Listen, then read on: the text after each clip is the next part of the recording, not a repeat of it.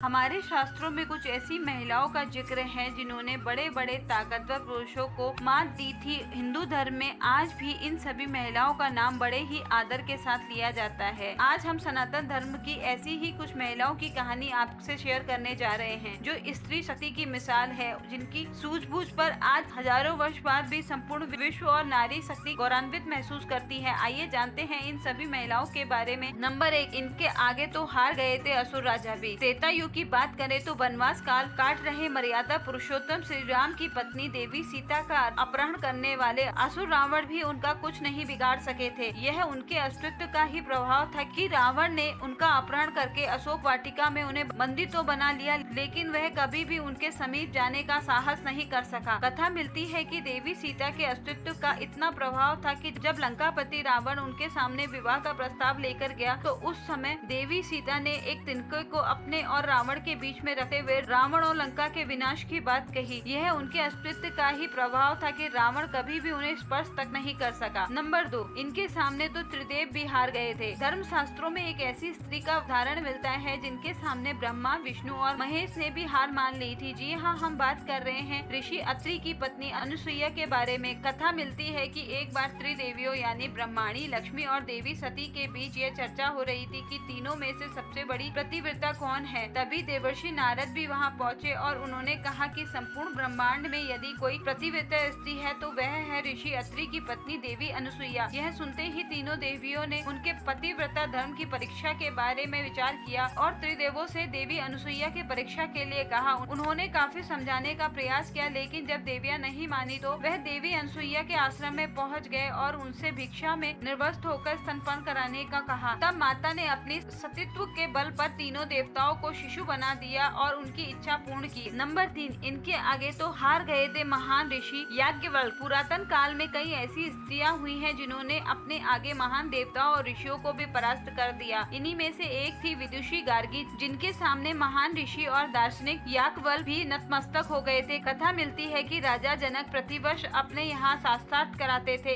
एक बार इस आयोजन में उन्होंने याज्ञवल्क्य को भी आमंत्रित किया। इस सभा में राजा जनक शास्त्रार्थ जीतने वाले को सोने की मोहरे जड़ित 1000 गायों को दान में देने की घोषणा की। वहां पहुंचे ऋषि याज्ञवल्क्य ने अपने शिष्यों को यह आदेश दिया कि सभी गायों को अपने आश्रम में हाँक कर ले जाएं। ये बात सुनते ही सभा में मौजूद सभी ऋषिगण उनके साथ शास्त्रार्थ करने लगे, जिसका उन्होंने यथाविधि जवाब दिया। सभी परास्त हो गए। तब ब्रह्मवादिनी गार्गी को बुलाया गया। दोनों के बीच शास्त्रार्थ शुरू हुआ। गार्गी के प्रश्नों को सुनकर ऋषि याज्ञवल्क्य भी अत्यंत प्रभावित हुए और उन्होंने देवी गार्गी को परम विदुषी की उपाधि दी। नंबर 4, शंकराचार्य जी और देवी भारती का शास्त्रार्थ। देश के चारों कोनों में बद्रिकाश्रम, श्रृंगेरी पीठ, द्वारिका शारदा पीठ और पुरी गोवर्धन पीठ की स्थापना करने वाले शंकराचार्य जी भी एक स्त्री के आगे नतमस्तक हुए थे। कथा मिलती है कि एक बार शंकराचार्य जी केरल से पदयात्रा करते हुए काशी पहुंचे। वहां से उन्हें योग, शिक्षा और आध्यात्म ब्रह्म ज्ञान की प्राप्ति की। इसके बाद वह बिहार के महिषी पहुंचे। वहां पर आचार्य मंडन मिश्र को यथाशास्त्र में हराया। हालांकि उनकी पत्नी भारती से यह रीति ज्ञान में हार गए, लेकिन वह बाल ब्रह्मचारी थे तो उन्होंने देवी भारती से कुछ समय मांगा और पर काया में प्रवेश करते रति ज्ञान प्राप्त कर दोबारा भारती के साथ शास्त्रार्थ कर उन्हें परास्त कर दिया। नंबर 5, इस महान रानी ने की थी अपने पति के प्राणों की रक्षा। वाल्मीकि रामायण में वर्णित अयोध्या कांड के तहत कैकेयी कथा का विस्तार से वर्णन मिलता है, जिसके मुताबिक जब देवासुर संग्राम की घोषणा हुई तो राजा दशरथ अपने साथ पत्नी कैकेयी को लेकर देवराज इंद्र की सहायता के लिए पहुँचे। उस समय दंडकारण्य के भीतर शंबर नाम का एक अत्यंत मायावी असुर रहता था, जिसके सामने तो देवताओं ने भी हार मान ली थी। कथा के अनुसार जब उस असुर ने देवराज इंद्र के साथ युद्ध किया तो महाराजा दशरथ भी इसमें शामिल हुए, लेकिन असुरों के नुकीले शस्त्र अस्त्रों से राजा दशरथ की चेतना चली गई। तब रथ के सारथी का काम कर रही देवी कैकेयी ने अपने पति दशरथ को रणभूमि से दूर ले जाकर उनके प्राणों की रक्षा की थी।